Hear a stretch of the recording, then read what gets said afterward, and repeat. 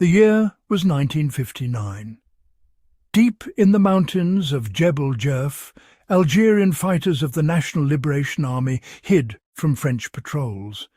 The caves, ancient sanctuaries, now sheltered those fighting for independence. But on this day, the caves would witness a new horror. French soldiers, unwilling to risk a direct assault, brought special equipment to the cave entrance. Instead of bullets, they unleashed a thick, poisonous smoke, a chemical agent designed to kill silently. The gas crept through the tunnels, filling every chamber. For those trapped inside, there was no escape. The air itself became lethal. The sanctuary became a tomb. When the smoke cleared, the fighters and civilians lay motionless, not killed by bullets, but by poison. This was not an isolated incident, but part of a hidden campaign. Chemical warfare, systematically used and officially denied, became one of the Algerian War's darkest secrets. The silence that followed was profound, broken only by the wind carrying a secret it would keep for decades. The French command's strategy was born of desperation and a chilling disregard for the rules of war. The soldiers followed orders, perhaps unaware of the full horror of their actions. The caves of Jebel Jerf became a symbol of a secret war, their stones bearing witness to a crime hidden for generations. The story of these caves is a window into one of modern history's most disturbing secrets. For years, the world saw the Algerian War as brutal but conventional. Ambushes, bombings, and fierce battles. The official French narrative spoke only of restoring order, never of chemical weapons. Admitting their use would have meant confessing to war crimes, violating the Geneva Protocol France had signed. The truth was buried under official denial and sealed records. Algerian victims, voiceless and remote, were ignored. The war was more than a fight for territory. It was a struggle for identity and freedom. French frustration with elusive guerrillas led to desperate, unconventional solutions. In the shadows, the line between military necessity and moral catastrophe was crossed. To understand the war, we must look back to 1830, when France violently conquered Algeria. Algeria was integrated into France, not treated as a typical colony. Over 1 million European settlers controlled the land and power, while native Algerians were relegated to poverty and discrimination. After World War II, decolonization swept the globe, igniting Algerian hopes for freedom. Peaceful calls for reform were ignored, making violent confrontation inevitable. In 1954, the FLN launched attacks, marking the war's beginning. The FLN used guerrilla tactics, striking quickly and vanishing into the mountains. The French responded with overwhelming force, deploying nearly 500,000 soldiers. Their strategy, quadrillage, divided the country into grids, relocating villages to cut off guerrilla support. The war grew increasingly brutal, with torture, executions, and collective punishment. It became a dirty war, eroding moral boundaries and pushing the French command toward ever more extreme measures. The roots of chemical warfare lay in this escalating desperation. The legacy of colonial rule cast a long, dark shadow over every decision. The ALN's guerrilla tactics and Algeria's harsh terrain frustrated the French military. Caves and mountains became fortresses for the fighters.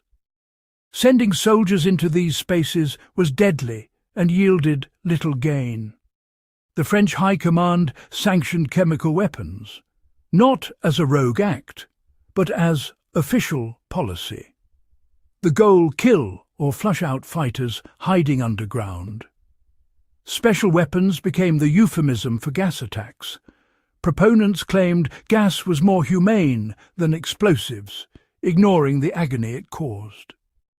International law forbade such weapons, but the policy was systematic and widespread. By 1959, official directives authorized gas for cave-clearing operations. The French Republic, proud of its values, was now secretly gassing those fighting for their own freedom. The decision marked a deliberate descent into moral darkness.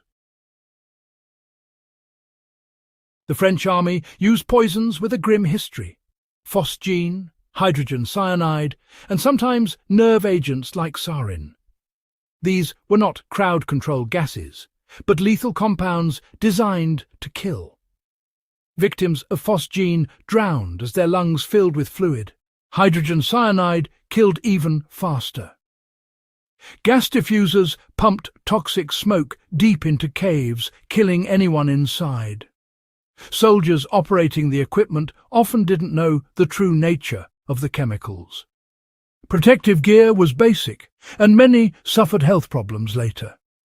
The military produced manuals detailing how to use gas for cave clearing. Each attack became a routine procedure, turning mass poisoning into a technical operation. The cold logic of efficiency replaced any sense of humanity. Specialized French commando units, the GCPRG, were created for gas attacks.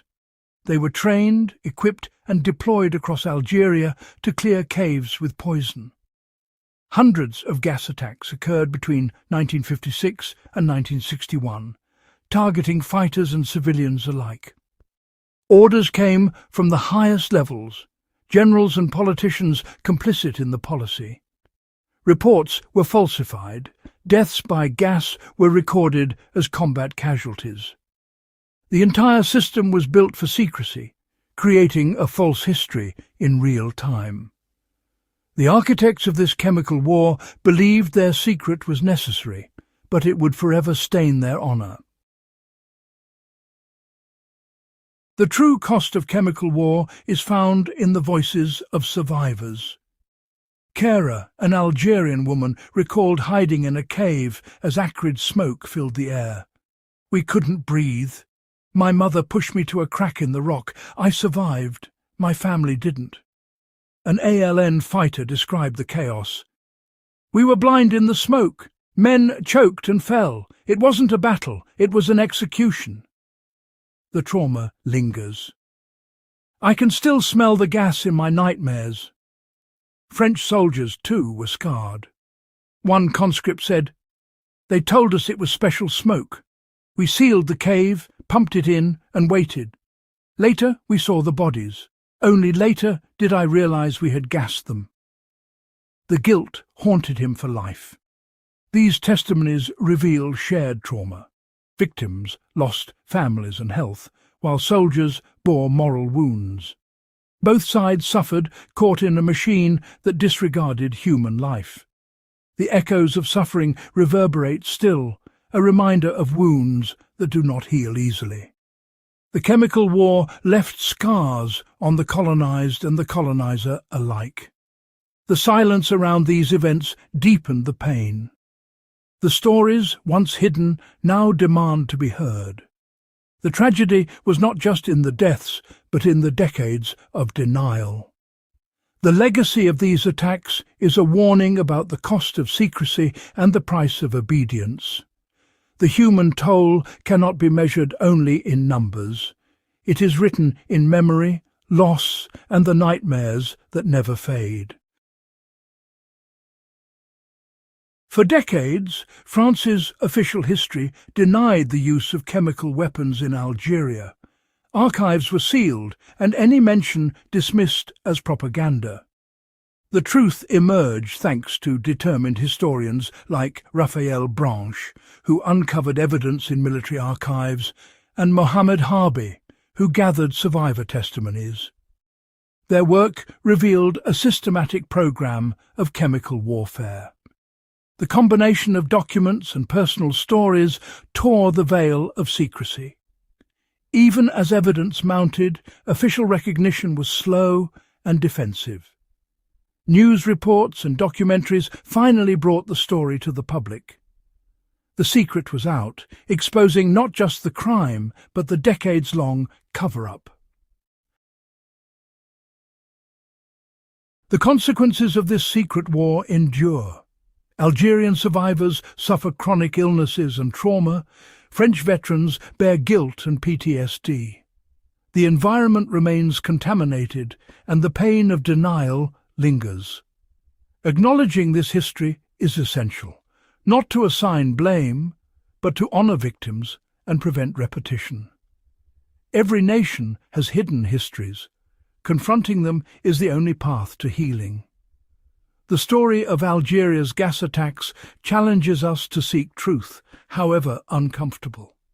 Only by illuminating the darkest corners of our past can we hope for a wiser future. The lesson: silence perpetuates injustice. Truth is the first step toward reconciliation. Before you go, if you found this story illuminating, don't forget to support our channel.